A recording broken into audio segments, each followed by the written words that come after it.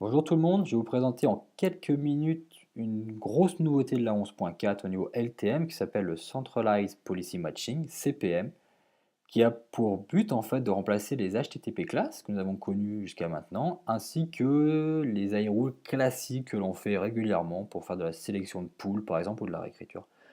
Donc là je suis bien sur le 11.4, on voit bien le menu accélération. Et si on regarde bien, jusque-là, pas de changement, sauf que si on va un peu plus loin, on voit bien que dans le protocole, j'ai plus d'HTTP class, et on a un nouveau menu qui est apparu qui s'appelle Policy.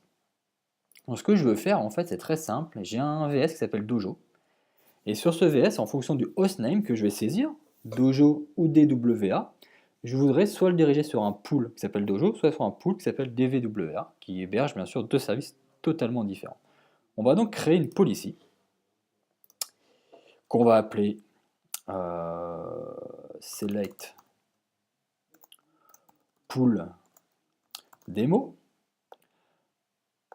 First match, c'est-à-dire le premier qui match, bon, je vais en mettre qu'un, ce sera l'HTTP. Je choisis mon contrôle important. Le contrôle, c'est qu'est-ce que je veux faire. Maintenant, on va faire un forwarding. Donc, je fais un finish, mais j'aurais pu directement faire ma règle. Donc, select pool démo. Je reclique dessus et à partir de maintenant, je vais créer des règles. Je vais en créer deux. Une pour le DWA, une pour le dojo. On va commencer par le dojo, par exemple. On va faire vers dojo. Quelles sont les conditions? Alors moi, je veux travailler sur le hostname, donc HTTP host. Donc on retrouve vraiment les objets qu'on avait dans l'iRule. HTTP host, je vais me concentrer que sur le host. La valeur, je mets égal, parce que je sais que ce que je veux, c'est dojo.external.com. J'ajoute ma valeur et surtout, j'oublie pas d'ajouter l'ensemble des objets. Le host en request sur le host égale dojoexternal.com. Et en dessous, j'ai les actions. Bah, l'action, moi, c'est très simple. Je ne veux pas faire d'insert de cookie ou d'header, je veux juste faire un forward vers un pool dojo. Donc j'ajoute mon pool et j'oublie pas de rajouter toutes mes conditions. Donc deux fois add à chaque fois. Forward, pool dojo.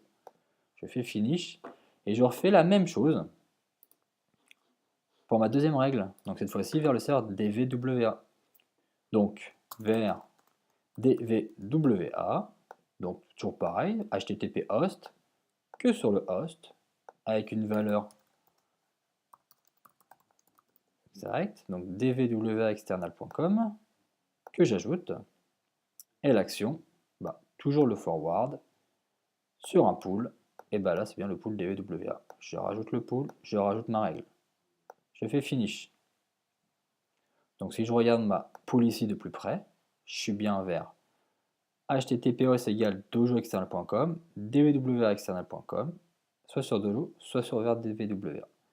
Donc maintenant, je vais affecter cette policy à mon VS. Donc je vais sur mon VS, ressources, et on voit bien qu'il n'y a plus d'HTTP class, mais qu'à la place, on a policy.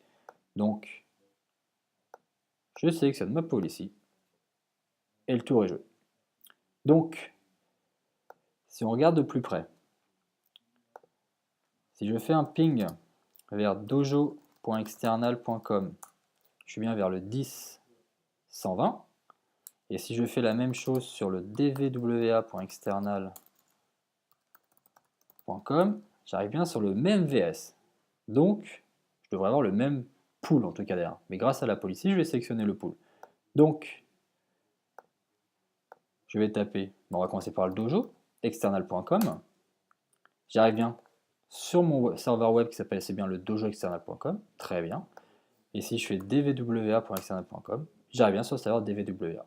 Derrière, j'ai la même IP, j'ai le même VS, mais j'arrive bien sur deux pools totalement différents.